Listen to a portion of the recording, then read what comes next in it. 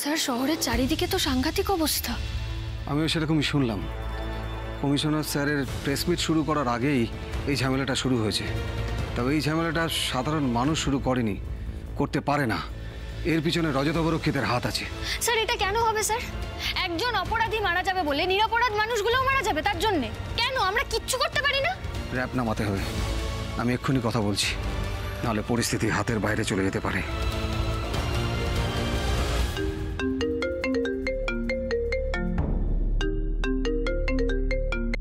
হ্যাঁ হ্যাঁ বলো। তুমি ঠিক আছো তো? হ্যাঁ আমি ঠিক আছি। ওদিকের কি অবস্থা? এখানে এখনো তো কিছু হয়নি, কিন্তু খুব ভয় করছে জানো তো। দরজা সব বন্ধ করে দিচ্ছি। কে ফোন করেছে? বকুল ফোন করেছে। হ্যাঁ হ্যাঁ বলো বকুল বলো। আচ্ছা দিদিভাই, দাদাভাই কোথায়? অফিস থেকে ফিরেছে? না, তোমার দাদাভাই তো এখনো ফেরেনি, ও তো অফিস থেকে বেরোতেই পারছে না। দিদিভাই একটা কাজ করো, দাদাভাইকে ফোন করো, করে বলো এখন যেন কোনোভাবে অফিস থেকে না বেরোয়। হ্যাঁ ঠিক আছে। এই বকুল শোনো না, বলছি ঋষি কোথায় গো? ঋষি ঠিক আছে তো? তাড়াতাড়ি আসো।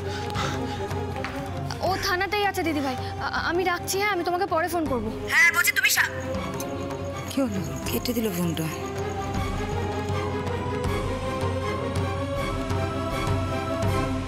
কি হলো? বকুল, একটা দল আমাদের তাড়া করেছিল। আমাকে তোমার হাজবেন্ড হিসেবে চিনতে পেরেছে, যেই থানায় ঢুকেছে পালিয়েছে। সে কি? তো তুমি ঠিক আছো? আমি ঠিক আছি। অসীম পাল স্যার, ইনি অসীম পাল।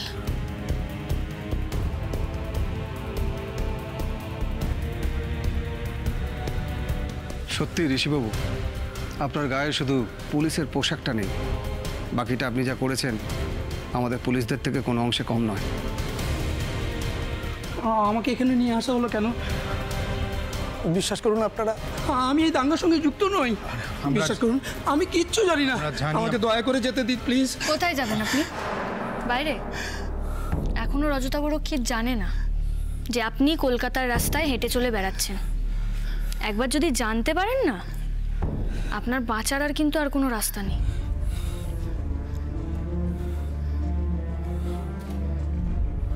কে আপনারা? কি চান? আমার নাম জানলেন কি করে? আমার খোঁজ পেলেন কি করে আপনারা? বলবো, সব বলবো। তার আগে আপনি একটু শান্ত হয়ে বসুন। আর এটা থানা, এখানে আপনার কোনো ভয় নেই। আমি কিছুতেই শান্ত হব না। আগে বলুন আপনারা, আমার নাম জানলেন কি করে? আমার খোঁজ পেলেন কি করে? আর আর আমি যে বেঁচে আছি আপনি জানলেন কি করে? আর রজতাবরক্ষীদের সঙ্গে আপনাদের সম্পর্কই বা কি? অনিমেষ সান্যাল, পুলিশ অফিসার অনিমেষ সান্যালের মেয়ে আমি।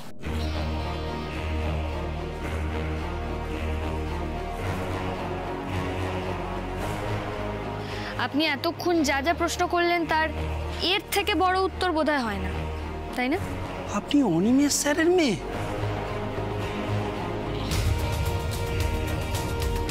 এটা কিন্তু আপনাদের একটা গ্রেট ডিসকভারি ঋষিবাবু, অসীম পালকে খুঁজে বার করা।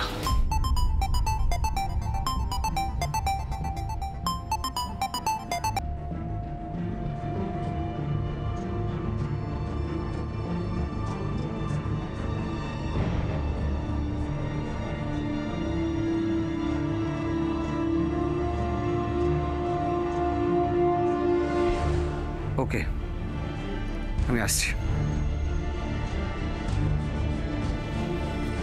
পাশের বাজারে একটা ঝামেলা লেগেছে, একটা দোকানে আগুন লাগিয়ে দেওয়া হয়েছে, আমাকে এক্ষুনি যেতে হবে। স্যার আমিও যাই? না, অসীম পাল এখন তোমার জিম্মায়। ওর সাথে কথা বলে দেখো যদি কোনো নতুন তথ্য পাও কিনা। আর হ্যাঁ, যাই হয়ে যাক না কেন, আমি ফিরে আসা না পর্যন্ত এখান থেকে এক পাও নড়বে না। Don't worry sir. ঋষিবাবু, আমি একটু বেরোচ্ছি। চলুন, এবার আপনার এক পূর্ব পরিচিতর সঙ্গে আপনার দেখা করিয়ে নিয়ে আসি। পূর্ব পরিচিত? কে?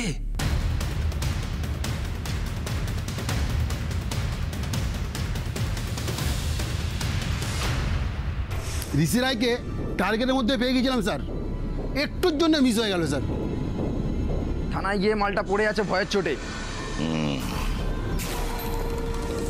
এই মৃত্যু ভয়টাই তো দেখতে চেয়েছিলাম,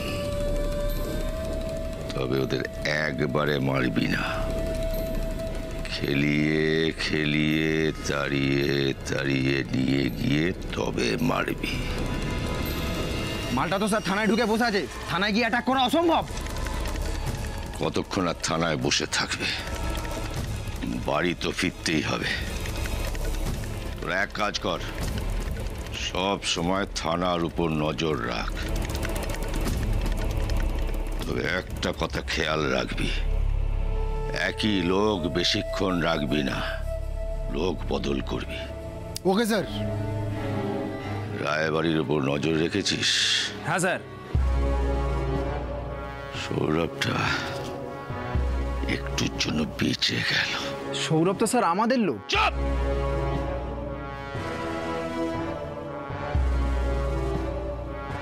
রায়বাড়ির কোনো লোক আমাদের লোক নয়, এটা মাথায় রাখবি।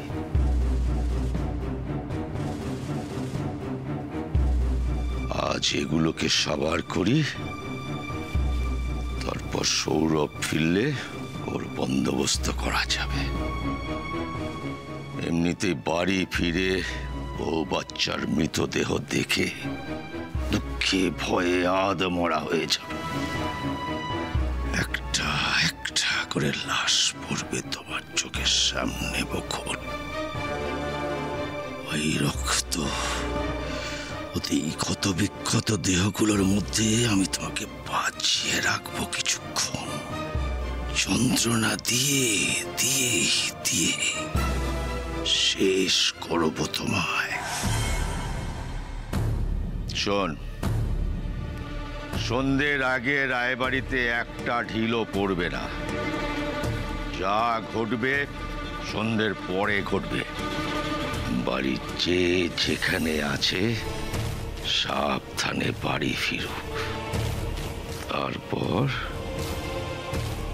তারপর একটা একটা করে লাশ ফেলব, আর ওখানেই পুঁতব। গোটা ঝাঁকটাকে একবারে শেষ করব আজ।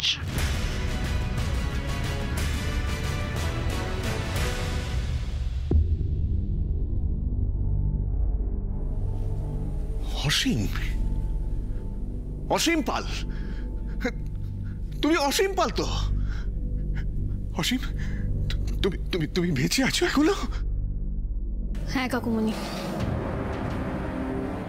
তুমি ঠিকই বলেছিলে বকুল, এনাকে আমি ভালো করে চিনি, যাকে বলে হাড়ে হাড়ে চিনি। কিন্তু অসীম, তুমি তুমি বাঁচলে কি করে? রজতাভ বাবু তো সেদিন রাতে তোমায়... নিয়তি সমরবাবু, নিয়তি। ভগবান আমার কপালে যা লিখে দিয়েছেন সেটাকে খণ্ডাবার ক্ষমতা রজতাবরক্ষিতের মতন ক্ষমতাবান মানুষেরও নেই। আমার নিয়তি আমাকে বাঁচিয়েছিল, আর আপনার নিয়তি আপনাকে কোন অন্ধকার কূপে এনে ফেলেছে। এত চাষির অভিশাপ রয়েছে সমরবাবু আপনাদের উপর, উপরওয়ালার কাছে সব হিসেব থাকে, সময় মতো তিনি সব ফিরিয়েও দেন। জানি অসীম, সময় সবকিছু ফিরিয়ে দেয়। আমাকে দেখো,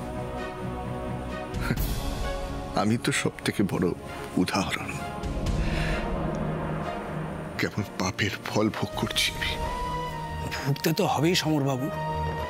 রজতাপরক্ষিতের সঙ্গে হাতে হাত মিলিয়ে আমাদের মতো চাষিদের কম ক্ষতি করেছেন আপনি। আমি তো বেঁচে থেকেও মরে আছি সমরবাবু। ভিটে মাটি ছেড়ে কোথায় পড়ে থাকতে হয়েছে বছরের পর বছর কেউ জানে না।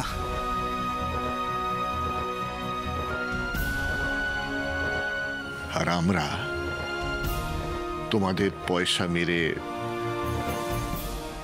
অধিকার ছিনিয়ে নিয়ে গাড়ি চড়ে ফুর্তি করে বেড়াচ্ছি। এটাই বলবে তো বলো বলো। না না, ঠিক বলছো, একদম ঠিক বলছো। সেই জন্যই না আজকে এই ফল পাচ্ছি। পাপের ফল ভোগ করছি অসীম। হ্যাঁ, দেখুন অপমান অসম্মান নিয়ে বাঁচতে কেমন লাগে। কম মানুষের ক্ষতি তো করেননি, এবার নিজের ক্ষতি সহ্য করুন সমরবাবু।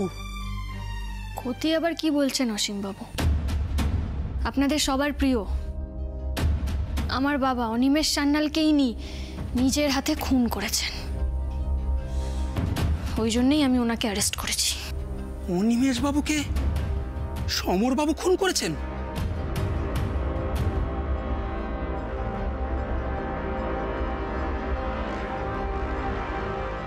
তোমাদের কোথাও একটা ভুল হচ্ছে মনে হয়। কি ভুল?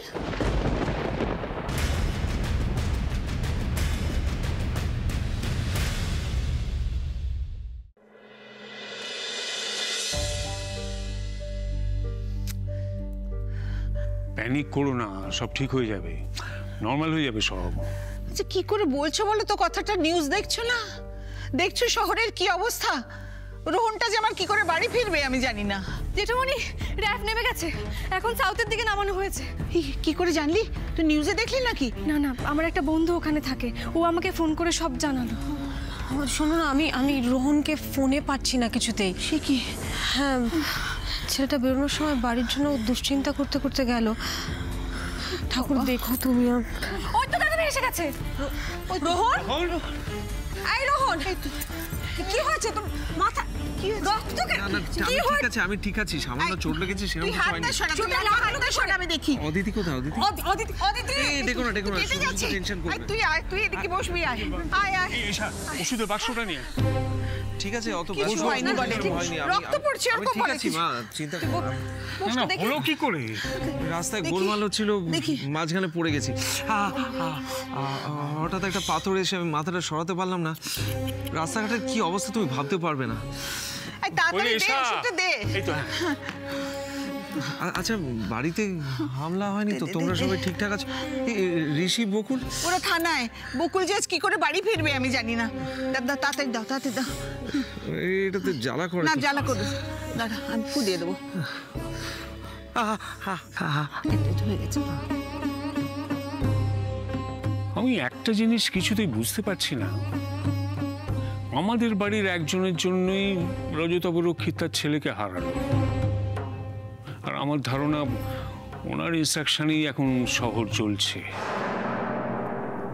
অথচ আমাদের বাড়িতে একটু কোনো আঁচড় পর্যন্ত লাগলো না। আশ্চর্যের না? হোক আশ্চর্যের। আমাদের ভাগ্য ভালো যে বাড়ির কারোর কোনো আঁচড় লাগেনি। না, ভাগ্য ভালো কি মন্দ সেটাই তো বোঝার চেষ্টা করছি। আমি যতদূর রজতাভ রক্ষিতকে চিনেছি, এই আচরণ ওনার পক্ষে স্বাভাবিক নয়। এটা কোনো ঝড়ের সংকেত নয় তো? বাবা, কি হয়েছে রে রোশনি? এরকম কিছু একটা হতে পারে সেটা আমার আগের থেকেই অনুমান করা উচিত ছিল। অসীম বাবু, আপনি কিন্তু থানাতেই থাকবেন, বোনের বাড়ি যেতে পারবেন না। থানাতে? হ্যাঁ, কারণ আপনি আমাদের প্রাইম উইটনেস, আর আপনার সেফটির জন্যই বলছি, থানাতে থাকাটাই বেস্ট অপশন। কিন্তু থানাতে থেকেও তো কথাটা লিক হতে পারে যে আমি এখানে আছি। আমার থানার থেকে খবর লিক হওয়ার সম্ভাবনা নেই বলা চলে, আর যদিও বা লিক হয়, আপনার সঙ্গে আমরা থাকবো।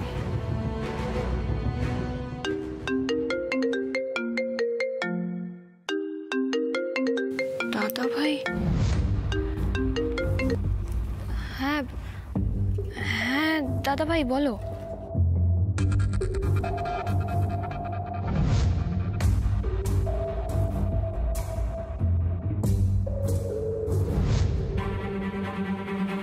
কি? ঠিক আছে, দাঁড়াও, আমি দেখছি কি করা যায়। আমি এখন রাখছি ফোন। আপনি যদি ফোন করতে চান বাড়িতে ফোন করতেই পারেন, কিন্তু নিজের ফোন থেকে নয়, থানার ফোন স্যার, থেকে। আপনার একটা হেল্প লাগবে। হ্যাঁ বলো বকুল।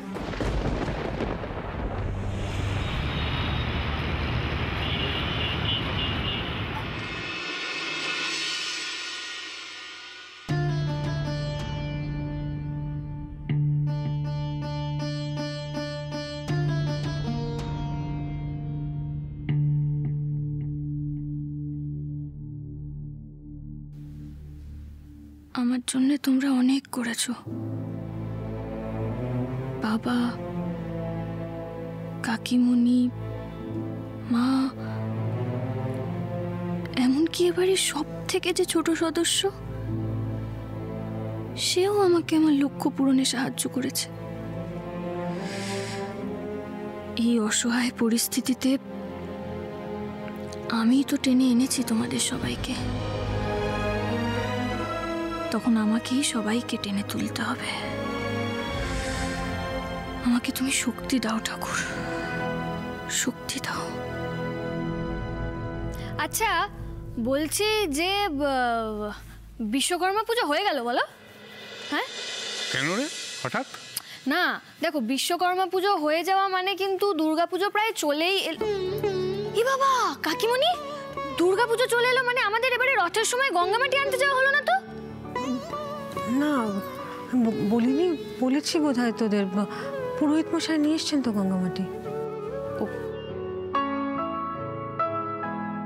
আরে বকুল, তোর কি ভয় ডর চিন্তা টিন্তা কিছুই হয় না? এই সময় তোর গঙ্গামাটির কথা মনে পড়ছে? মা, বকুল আর কিছু ভুলে যাক, গঙ্গামাটি আনার ব্যাপারটা ভুলবে না। আগের বছরের এক্সপিরিয়েন্স মনে আছে তো? তোদের ধরন ধারণ আমি কিছুই বুঝতে পারি না বাবা। গতবারের এক্সপিরিয়েন্স মানে ওই জলে ডোবা, সেটা যে এত আনন্দের কথা সেটা তো ভাবতে পারি না।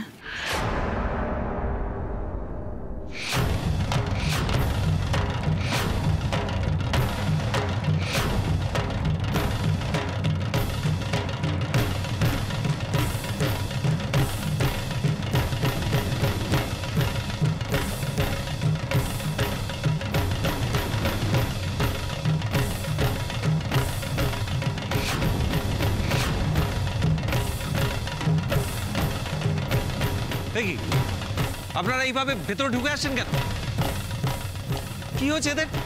আরে আপনারা কারা বলবেন তো?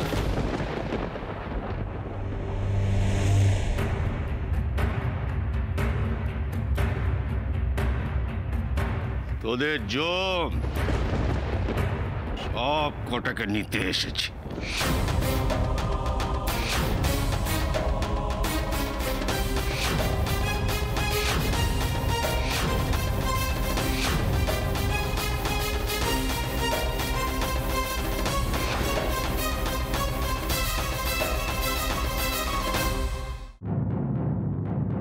আমার ছেলেকে মেরে তুমি নিশ্চিন্তে বাড়িতে ঢুকে বসে আছো। ভেবেছিলে পুলিশ হয়েছো, রজতাভ রক্ষিত আর কি করবে? ভুল ভুল ভেবেছিলে বকুল। অরুণাভকে মেরে শুধু তুমি তোমার নয়, গোটা পরিবারের মৃত্যু ডেকে এনেছো। আমি সেদিন অরুণাভকে মারতে বাধ্য হয়েছিলাম রজতাভ রক্ষিত। আপনি বোধহয় ভুলে যাচ্ছেন যে অরুণাভকে থামানোর আর কোনো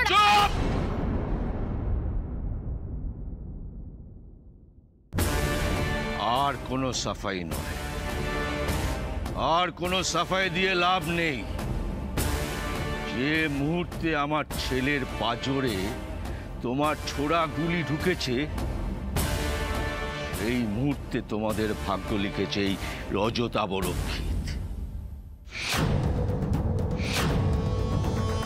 রজতাভ রক্ষিতের আদালত তোমাদের সকলকে মৃত্যুদণ্ডে দণ্ডিত করেছে।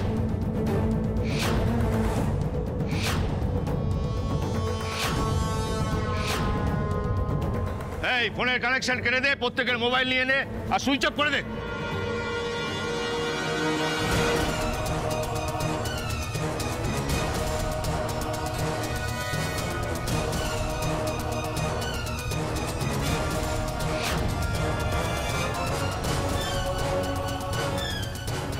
আপনি ভুলে যাচ্ছেন রজতাভ রক্ষিত, অরুণাভর মৃত্যুর জন্য যদি কেউ দায়ী হয় তাহলে আপনি নিজে। আপনার ক্ষমতা থাকে তো আপনি নিজেকে শাস্তি দিন। একবার ভেবে দেখুন রজতাভ রক্ষিত, সেদিন যখন অরুণাভ বেয়াদপি করছিল তখন ওকে উস্কানি না দিয়ে ঠিক সময় যদি ওর হাত থেকে রিভলভারটা কেড়ে নিতেন তাহলে আজ অরুণাভর এতটা করুণ পরিণতি হতো না। হ্যাঁ, অরুণাভর মৃত্যুর জন্য আসলে দায়ী আপনি।